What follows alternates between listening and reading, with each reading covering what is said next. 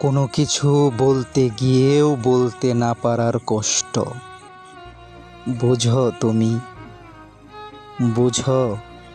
যার দরুন বুকের ভেতর কেমন তোলপাড় করা ঝড় বয়, কেমন করে সদ্য কুড়ি আসা ফুলের ডগাটা থেতলে যায় একটা অনাকাঙ্ক্ষিত আঘাতে, যার জন্য ফুলটা প্রস্তুত ছিল না মোটেই। না, বোঝো না তুমি। যদি বুঝতেই, তবে মুখ থেকে সেই সব শব্দ বের করতে না, যার কারণে আমি বলতে গিয়েও চুপ হয়ে গেছি। গিলে নিয়েছি গলার কাছে আটকে থাকা দলা পাকানো দুঃখ, গিলে নিয়েছি গলার কাছে আটকে থাকা দলা পাকানো দুঃখ।